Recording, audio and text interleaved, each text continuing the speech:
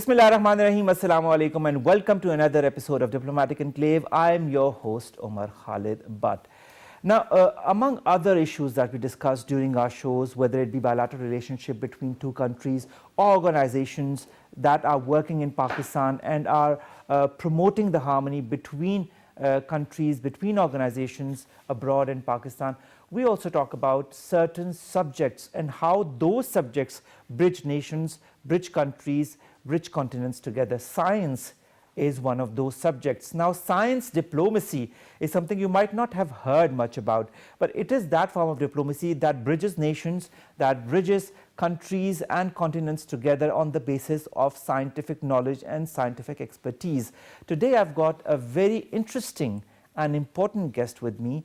He's been a researcher in the field of science, especially physics, and he has researched postdoctorate and at the doctorate level on subjects that I myself would like to know about, because they, I feel, are the future of the world as far as scientific endeavors are concerned. Let me introduce him to you. His name is Dr. Fernando Txn. Sir, thank you very much to have joined us. What brings you to Pakistan, sir? Pakistan, well, there is an activity now in the National Center for Physics. It's called the International Spring School. All right. That is to bring students from all Pakistan, from Pakistan, to this place and bring scientists from different countries in the world to give some particular lectures to raise the level of the students, to inform them about the latest developments in science and so on, in physics in particular, from theory to experimental. And I am particularly related to it because I am the director of ICTP, which is the International Center of Theoretical Physics, named after Abdus Salam, who was a famous Pakistani scientist, first Pakistani Nobel Prize in physics. And I'm the director of the center that he created, so I'm following on his steps. And ICTP is one of the organizers of this activity. All right. This is not the first time, Dr. Txn, that you were here in Pakistan. This is in fact the third time. Exactly. What brought you here in the country the last two times? Yes, I came 4 years ago, the first time, again, since I have been director for 8 years already. So I came 4 years ago to an activity called the Natia Gali School, which is also very traditional from here from Pakistan, and it has been running for more than 40 years. So in Natia Gali, so I came and gave some lectures and visited several institutions in the region. And that was the first time. The second Which kind of lectures did you give at that time in 2013? Lectures on my field. Right. Field is theoretical high energy physics, particular string theory. And right. So, but then I came 2 years ago to Lahore, to LUMS University, and they have a special event. And the special event was to celebrate Professor Salam's birthday. So they created a series of lectures called the Salam Lectures. And so they invited me to be the first speaker for the Salam Lectures 2 years ago. So it was an honor for me also to be here. All right. So physics is your specialty. You were born in Guatemala, but then in Costa Rica, but you did your PhD from the University of Texas way back in 1986. You've worked in different institutions such as CERN, such as the McGill University in Canada. You've been the professor of physics in Mexico. You also are now associated since 1998 at the University of Cambridge at the Department of Applied Mathematics and Theoretical Physics. Now, so many different departments that you've kind of touched and gone. What have they given to you as a professional? Well, everything, I have to say, because we scientists, we depend very much on our interactions and learn from our colleagues. First of all, well, I was educated in Guatemala for my undergraduate, so I had experience to learn from my professors in Guatemala with all the limitations we had. Still, I had very good professors and they helped me a lot.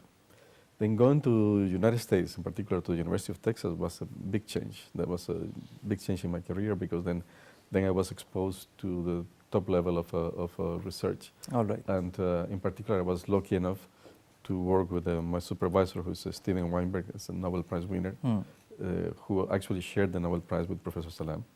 And so that raised my level substantially, and I was able to have access and discuss with the leaders in the field. And then as a scientist, you finish your PhD, you're just starting, essentially. All right. So if you finish your PhD, then you have to go for a postdoc. And a postdoc means that for 2 or 3 years, you go to one place and concentrate just on doing research. And so I was also lucky to go to CERN, for instance, which is probably the biggest laboratory in the world for my first postdoc. And so you learn a lot from your colleagues. You learn a lot by discussing just in the cafeteria or so. At any level, you are always talking about physics. And then you also find collaborators. And your collaborators help to shape your own career and your own taste about science. What is it that you think is interesting, what is not interesting. And so it's important to have good collaborators and different collaborators. So in that sense, moving from one place to another one is it enriches your career because you learn from many other people. That's true. Why this passion for physics? That's a good point. You can see many of us are like that. It's not only myself. So when you're young, you start questioning everything about the world, and you don't have probably the best answers from the people you ask. You start reading things and you don't get satisfied. But at some point you get things, and in my case it was mathematics and physics. Mathematics, it was beautiful for me, all the structure that you can find. But physics was addressing questions that I was interested in and was giving me some ideas to fantasize. So some people can fantasize with science fiction. So, but then physics itself was interesting enough to allow you to start fantasizing, thinking about great ideas or great things, and still being part of something which is true, which is contrary to real science fiction, which is not true. So in that sense, it is very appealing to go to physics. And once you get into it, you get more and more passionate about it. And I can see that in my colleagues, in many of my colleagues, essentially, it is a real passion for what we do. All right. You bring that passion to all the work that you do. Which branch of physics do you prefer the most, or which aspect of physics do you are you more passionate about? Yes. Well, I am a theoretical high-energy physicist, and probably was when you are younger, you want to ask the deepest questions. And so, who asked the deepest questions? People like Newton, people like Einstein. And they were trying to understand the real basis of nature, essentially the deep questions of what is it, what the composition of all matter in the universe, what happened in the universe, what is the beginning of the universe, and so on. Where do we come from? And so theoretical physics essentially brings you to those questions deeper and deeper and deeper. So in that sense, for me, the passion, I wanted just to get to the limit of our understanding about the fundamental theories of nature. Is there any limit to the fundamental understanding of theoretical physics? I don't know. We are all searching. Some people say that it's more interesting to search than to get there.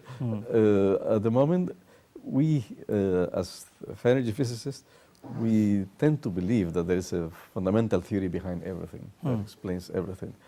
And that's our goal. It may be that we are on the wrong track. It may be that there's nothing. That you can always, the more you explore, there will be more and more and more. But all the indications that we have is that there is actually a final theory, and we are trying to find something about this final theory. All right. Well, speaking of theories, in 2015, we witnessed the 100 years of the theory of relativity. Has it still been proven, or has it been unproven? What is your take on that? Yes, no, it has been more than proven. It's even turned more exciting in the last year or so. The reason is that, for 100 years, there are two theories of relativity. The original one, was called special relativity. It was in 1905, and that is, I would say, cornerstone of physics. That, together with quantum mechanics, are the basis of everything we know. But then the theory of general relativity that Einstein came up in 1915. So that's to explain gravity. That's probably the most beautiful theory ever designed by a human being or discovered by a human being. It's essentially tells you that gravity is pure geometry. So just the existence of matter changes the geometry of space and time, and from that is gravity. You can explain the planets going around the sun and the fact that we are sitting here and not floating and so on. So, and of course that generalized what people like Newton had done centuries before at a level that gives it a deeper understanding of what gravity is and explain things that Newton's theory could not explain. All right. In particular, things related to when the gravitational field is very strong. It so happens that Einstein, essentially 1 year after discovering general relativity, he predicted that the gravity has to have waves, like electromagnetic waves. The light that you see, are just waves of electric and magnetic fields oscillating. So Einstein said, well, gravity, the gravitational field, has to have the same waves.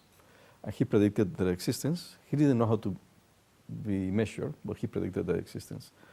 And last year, in 2016, they were discovered. So it was a bigger triumph from accumulated one that they have. But imagine between 1915 and 2016, I mean, a person who devised or thought of this theory when there was no method of researching and proving that it was true. Exactly. But he made a point that was proven years later, decades later. I mean, you can even think of the imagination. Your mind has no borders when it comes to imagining and thinking of things. Absolutely. And I think this is what research is all about, isn't it? Yes, definitely. And to come back to this, how, if it has been proven or not, of course, there's many experiments that are always tested. All right. But then the fact that, for instance, that everyday person can appreciate is the GPS. We all know about GPS, and it's changing our lives because we can all locate everything on GPS, and GPS is based with the theory of Einstein's general relativity. So in that sense, it is a concrete application of that theory that has been tested every single day by everybody using the GPS. All right. Well, it's a very interesting theory, and I'm very happy to see that last year it was finally proven. When you did your PhD, sir, from the University of Texas, what was your field of study? Yes, it's the same. Theoretical high energy physics is the field for a whole career. Once you start with that, you don't leave it, essentially. It's very difficult to change. But of course, things have changed over the years.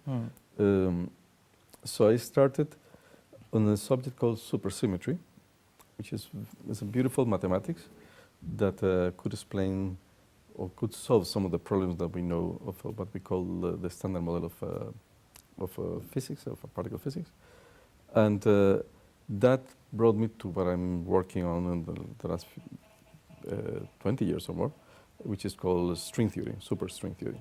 All right. Dr. Quevedo, tell us a little bit about that superstring theory for which you got the ICTP prize in 1998. What is it all about? Because being a layman myself in the field of physics, I'd like to understand a bit about it. Yes, it's not easy to explain, but let me see if I can go back to the question that is answering.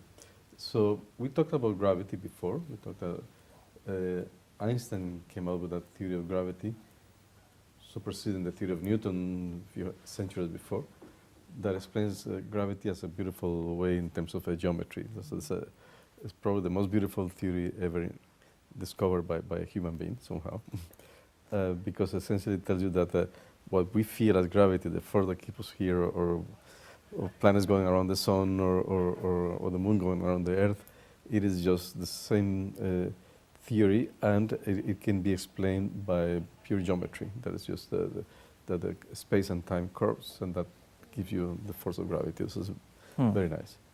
However, when you try to explore the theory of Einstein, or the theory of Newton, of course, and go to smaller and smaller distances, it fails. It cannot work. All right. So that is the main problem of physics. The most important problem in physics, in all physics essentially, is to understand gravity at the small distances. But why doesn't it work at the small distance? Yes, because when you try to compute things using his equations, you get for physical observable quantities, you get infinity, for instance, so something that doesn't work. So you know that the theory doesn't make sense at small distances. So, and that's because that is the small distances is where quantum mechanics, which is the other fundamental theory of nature, starts to be important. So there is a conflict between quantum mechanics on one side and the theory of gravity of Einstein on the other side. So putting the two things together is understanding gravity at the microscopic level is the most important problem in physics.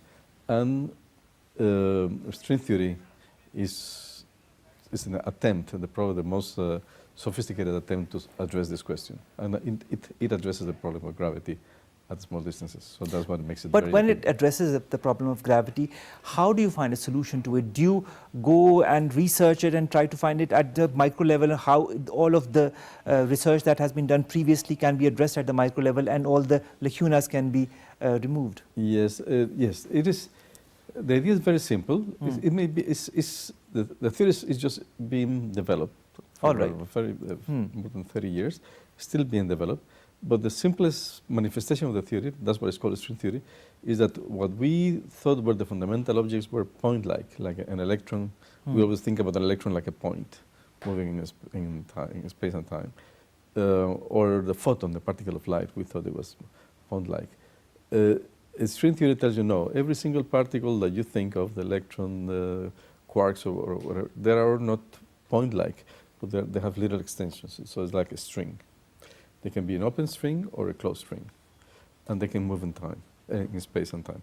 So, but we see them as a point because they are so small that to any experiment we can do, they look like a point.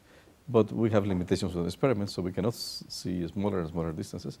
So at some point, the proposal is that they are really strings. By just having strings, something comes out which is kind of magical, that the strings oscillate like produce waves. So every oscillation of the string is a different particle and a different mass. If it oscillates very fast, the mass is bigger and so on. And so one of the particles that comes out is the particle of gravity. So it predicts gravity somehow. So it's not that you have gravity and try to explain it at the microscopic level. You start from something called strings, and then gravity comes out. And then that means that you can derive from that, going to higher distances, you can derive the theory of Einstein, for instance. So in that sense, it's a theory that is valid at small distances, and then when you extrapolate it at big distances, you derive Einstein's theory. So in that sense, it contains Einstein's theory, and it predicts gravity. So in that sense, out of very simple assumption, which is that the particles look like strings, you come out with a whole theory of gravity. And not only gravity, but you also come out with a particle that is the particle of light, and you come out with a particle that is like the electron. So at some point, you come out with a theory that is a unified theory of nature, putting gravity and electromagnetism in the same footing. And that was what Einstein was dreaming to solve during the last 30 years of his life, trying to put a theory that unifies gravity with electromagnetism. This comes out natural from string theory. So that's what it is, the aim to be the fundamental theory of nature. That's what is so appealing. All right. So is the superstring theory going to be the new updated form of the theory of relativity? Yes, and more generalized, of course. But you have to be careful not to overstate, because that's a problem with string theory, is that this is a proposal, and it works beautifully, mathematically consistent, and it provides a generalization of Einstein's theory. However, in physics, that's not enough. In physics, you have to be able to test the theory, to find a confrontation with experiment, in the same way that Einstein's theory was confronted with experiment in different ways until we go to the GPS and we go to the gravitational waves last year. So something like that for string theory, we still don't know. We don't know how to do it. We can use as an inspiration precisely what you say about the 100 years that passed since Einstein's theory of gravity and the gravitational waves were predicted to now being found 100 years later.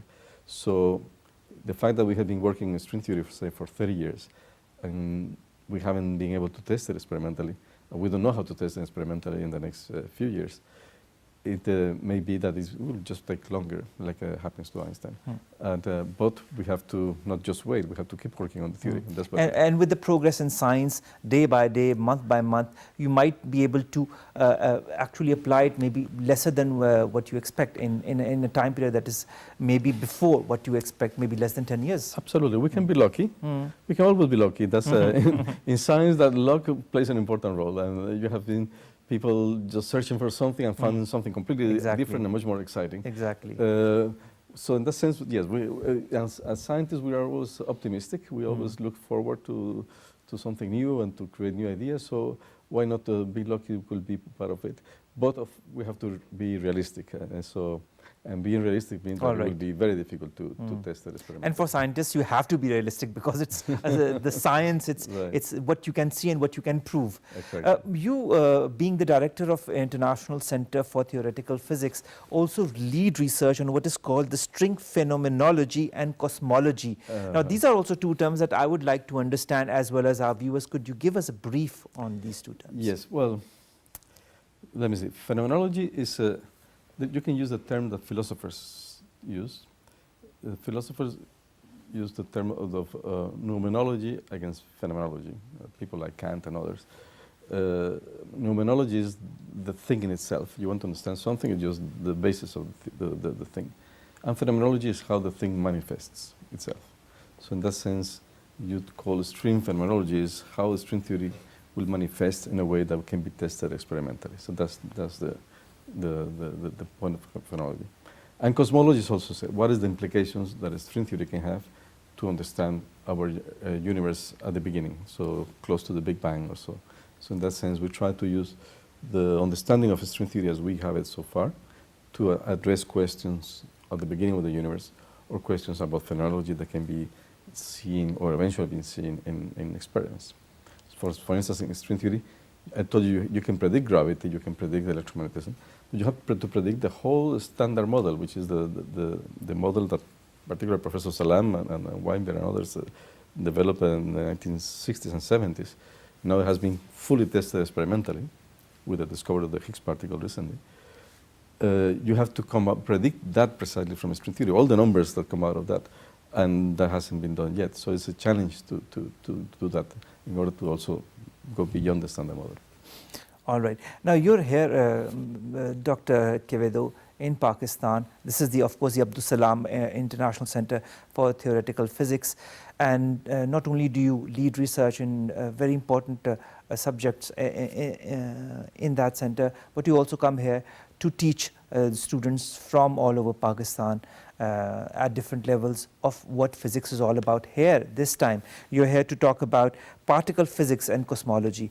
Now, particle physics, is there an interest when it comes to countries such as Pakistan or our surrounding countries in Asia on particle physics, on cosmology, on your topic, that is string phenomenology or cosmology? Yes, I think there's, as I told you before, you know, those questions of the origin of the universe, the composition of matter, that's what attracts young generations to science. Usually they don't get to science because they want to solve. It's that curiosity that kind of attracts them. Exactly. Curiosity driven is what attracts the scientists to become scientists. Otherwise they will do something else that will be more profitable for their lives. And that's something that people have to understand. The people who fund science, they have to understand that a question like this, because you say, well, what is this science useful for? So usually you don't find a use. Understanding the beginning of the universe, you are not going to solve problems of the real world. Or understanding that we are made out of particles like quarks or electrons will not solve the problems of the world. However, you attract, those are the questions that fascinate people, that allow them to go into science. And after that, some of them will continue studying this, but there's a minority. Many of the other ones, will look for other jobs and then start doing more applied subjects. And in particular here, there is a real interest in particle physics recently. For instance, this National Center for Physics is very active in that, but there's a big community now in Pakistan. I want to think that it's partly inspired by Professor Salam being a leading figure and getting the Nobel Prize in high energy physics. But particle physics is popular here, and one way to prove it is that recently Pakistan was accepted to be a member state for CERN, which is the biggest laboratory for particle physics in the world. And that is a big boost for Pakistani science, because they are now going to be involved in the leading laboratory in the world. And that laboratory, for instance, made the discovery of the Higgs recently, 4 or 5 years ago, and which is one of the greatest discoveries in decades. But it also is the laboratory that where the World Wide Web was discovered. So you can imagine the number of applications that came out of that. So in that sense, being part of that big endeavor is very important. In cosmology, I think there's interest, and I think it can be encouraged more. It's a very active field. It has been very, I would say, fascinating in the last decades, because cosmology evolved from the time that I was a student to now in a radical way, in the sense that when I was a student, cosmology was not considered real scientific activity, because you couldn't predict concrete numbers and calculate, because the experiments were very rough. But in the last few years, this has changed dramatically. There are experiments that can measure with a strong precision things, for instance, the light coming out of the whole universe called the cosmic microwave background. And they have reached precision which is as good or better than experiments here on Earth. And they are testing the basic theories of the early universe. So in that sense, it's becoming very fascinating, because it's very tangible science, and it has been giving strong support to the theories that we have been studying for many years. All right. You talked about the youth in Pakistan being interested by all the work that Dr. Abdus Salam has done. How would you gauge the work of Dr. Abdus Salam in the field of scientific development? Oh, it's fundamental. I would say, without exaggeration, he was one of the top scientists of the 20th century, and especially in the second half of the 20th century. His research I've been following him now, because I'm occupying his position in Trieste. And but since I was a student, his development for what he got the Nobel Prize is this, what is called the unification of the weak interactions and the electromagnetic interactions. That's another example of unification, and that's spectacular. And that's part of the fundamental part of what we call the standard model of particle physics. In particular, for instance, the Higgs particle that was discovered recently. The mechanism was proposed by Higgs, but the Higgs particle that was discovered is the particle inside the model of Salam and Weinberg. So essentially, the impact his work has had is enormous. And but it doesn't stop there. Something that for me, I keep thinking day by day, is that when he created ICTP, and he spent most of his time doing this promotion of science and supporting science in developing countries, which is very inspiring for me. He was a young person. He was late 30s or something. He didn't have a Nobel Prize. So he was doing all this work for helping scientists in developing countries, and at the same time doing top science. And after the Nobel Prize, he continued doing very, very good level science. This idea of supersymmetry that I was, when I was studying when I was a student, he was one of the key developers of the idea. That something is beyond what he did after the Nobel Prize. And some of the many ideas that people are developing now, he has thought about them or initiated them himself. I think that people, so for instance, now we talk about the standard model of particle physics. That is the theory that we know is true up to a certain level of energies. And it was essentially completed by the discovery of the Higgs particle. And what goes beyond the standard model is completely open. And string theory, for instance, is our big ambitious proposal, but people can come up with other ideas. But the first article to go beyond the standard model was an article of Professor Salam again, in 1974. So you can see many ideas, and that article predicted things like the protons can be unstable, and people have been searching for protons to decay for many years. Many manifestations that we can search for physics beyond the standard model came out from his own ideas. So I think his legacy as a scientist is outstanding. And unprecedented as well. I would say so. But many of you, including yourself, must have been following in his footsteps and trying to understand the open field that he has left in his studies, for you to kind of take it from where he left it and to take it to beyond or further, expand it further and try to understand more about what he was trying to say. When you come to a country, Dr. Quevedo, like Pakistan, where science is developing day by day, the Ministry of Science and Technology has now given a grant of $100,000 per year for the next 5 years for the development of science. What kind of prospects do you see in a country like Pakistan for development of science, and the people, the students who are interested in science, how interested are they really? Yes. That's a good point. We have been supporting, since the time of Professor Salam until now, Pakistani scientists to come to ICTP. You know, ICTP probably haven't done, I haven't explained well what we do. Essentially, the aim of ICTP is to promote science in every single country in the world, essentially. And we have visitors, say thousands of visitors per year from, say, 188 countries worldwide.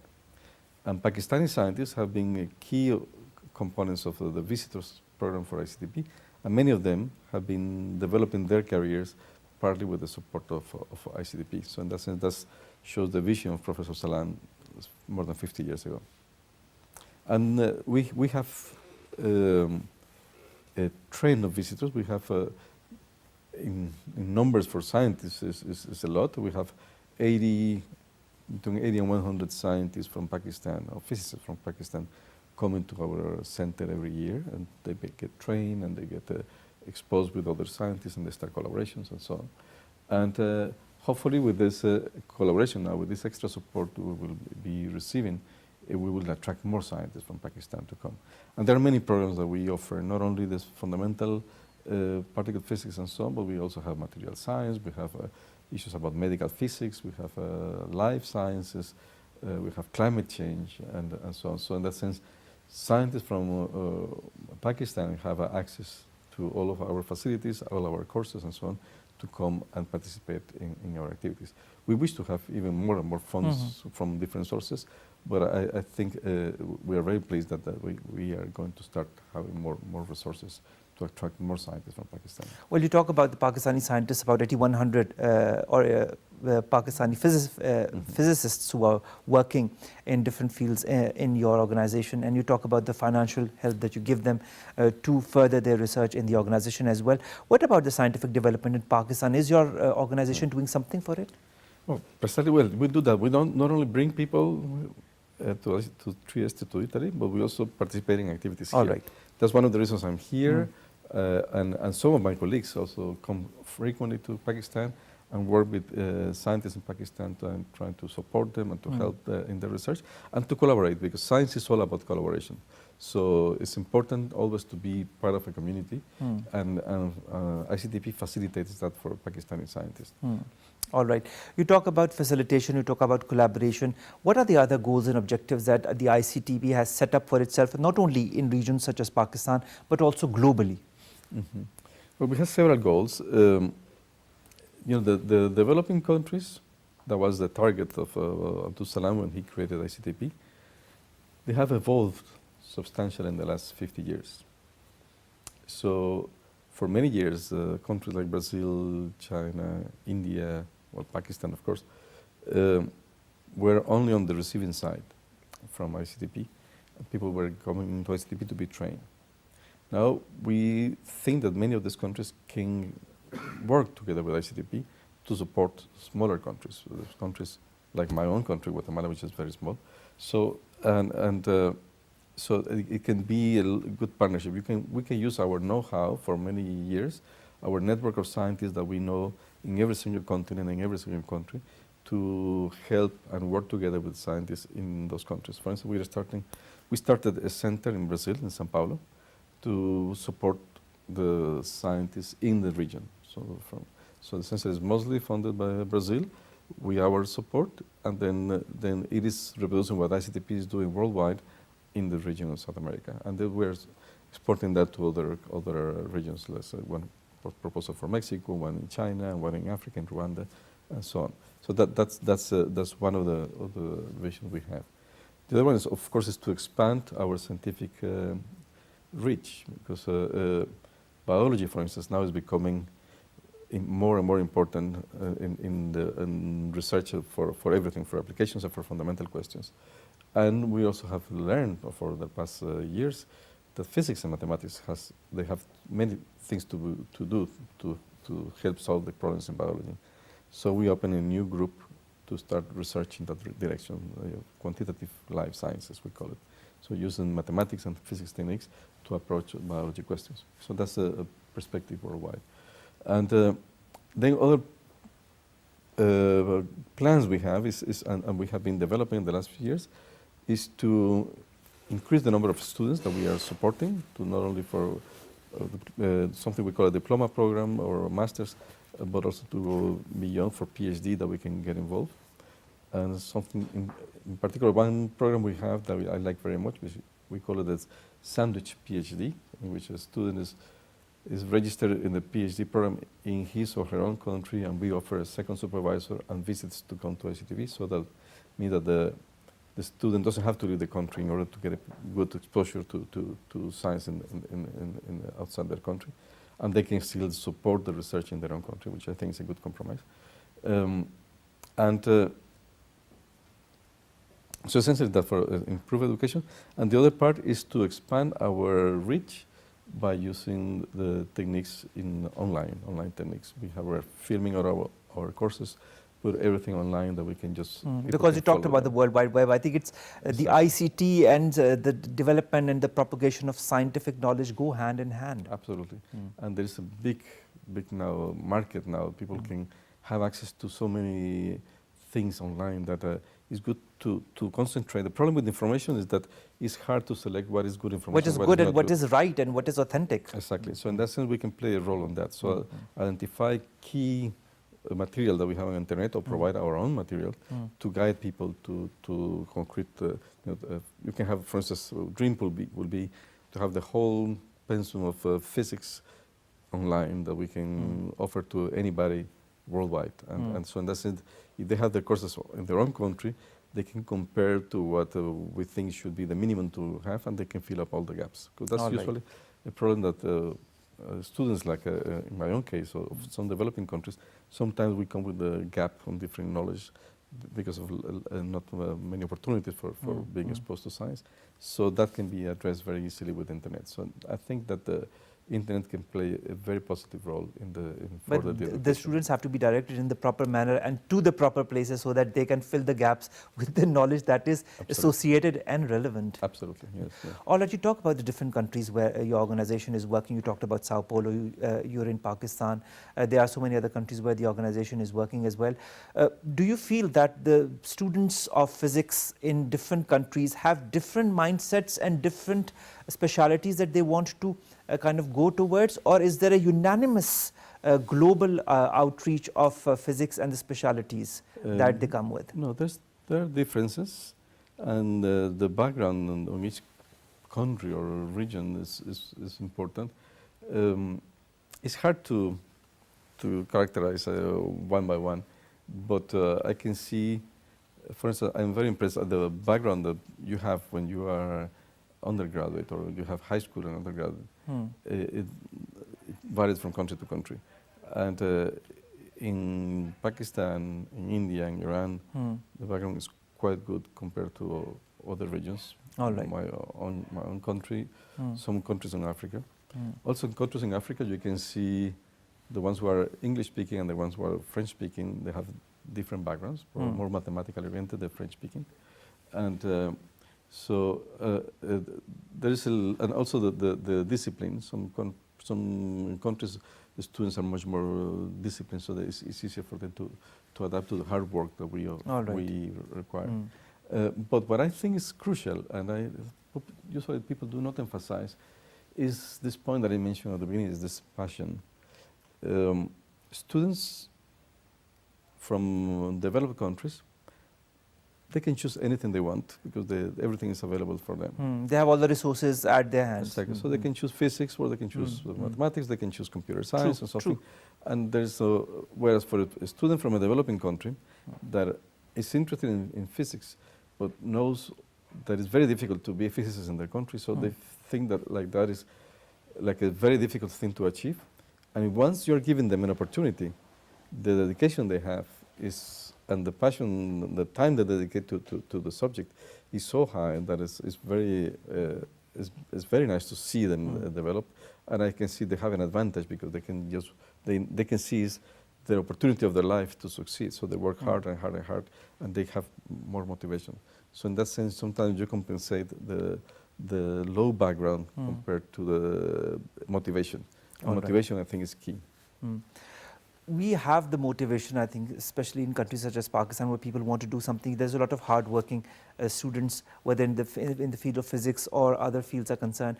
But when they are motivated, they need to find that guideline, and I think organizations such as yours give them that guideline. But when it comes to subjects in which, or topics or expertise in which the guideline should be given, what do you feel is the present thing or the present field in which one should really immerse oneself into when it comes to particle physics or cosmology? Is there any super speciality that is the thing of the day, that is the, how should I say, the item of the day or the scientific research of the day? No, I think there's no magic rule. Right. There's several specializations, and now as I mentioned before, since the discovery of the Higgs, we close a chapter, and the new chapter is completely open, and we don't know what is beyond. So we have to try everything, and that makes it this historical moment very interesting because we don't know where we're going. And, so we are all looking forward for the experimental results. LHC in Geneva. They're taking more and more data. Hopefully they will find something new. We're hoping to find new particles or something after the Higgs. There are several experiments, satellites, and so to test more and more our cosmological theories. So data, I think, is crucial in the next few years. All right. And of course, theories, we are never lack of ideas. But I think we rely now we will have to depend a lot on the experimental results, and hopefully something will come up soon. All right. Speaking of something that will come up, what do you feel, in your point of view, being somebody who's been in this field for so many years, is going to be the next big thing in physics? One thing is that this discovery of last year of gravitational waves, I can see is big. All right. It's big because, when we see the universe, imagine at the time of Galileo, hundreds of years ago, he didn't invent the telescope, but he used the telescope to look around and start seeing things that were coming out from stars, and then later on people discovered galaxies and so on. And everything was seen by light, by the particle of electromagnetic interactions, the light. Now, with the discovery last year of gravitational waves, it opens up a new window. So now we can see the universe through something else, which is gravitational waves. So collisions of black holes or many other things that are happening in the universe, we couldn't see them with light, but now we can see them through gravity. And so that's in the long term, this will be a big thing. But that's a practical thing. But we are still lacking, what I said before, the real understanding of what is the basic problem in physics, which is understanding gravity at the fundamental level. If someone comes out with a proper formulation of the string theory or any other alternative that answers those questions, he's going to be the next Nobel laureate. Absolutely, yes, definitely. Now, I would say already the people who discovered the gravitational waves last year, I'm sure they will get Nobel Prize. But for that one, that will be a major discovery comparable to Einstein's theory of gravity. All right. Dr. Fernando Quevedo, thank you so very much to have given us the time, to have given us that understanding of what physics and those super specialities that you talk about, whether it be cosmology, whether it be the superstring theory, or what they are really all about. Because for people like me, or even a lot of our viewers who do not understand what physics and its different dimensions can provide to the public and provide to the world, I think this is quite an eye-opener. And another eye-opener is that an institution such as the International Center for Theoretical Physics was started by one of our people, our Nobel laureate, Dr. Abdul Salam. And this is where I come back to the term of scientific or science diplomacy. This is where people from different parts of the world get together to promote science, and this is what promotes harmony between societies, between countries, between nations, and between continents. Ladies and gentlemen, this brings us to the end of this episode. This very interesting and scientific episode of Diplomatic Enclave. Will be, inshallah, back next week, same time, same channel. Take care of yourselves, and Allah Hafiz.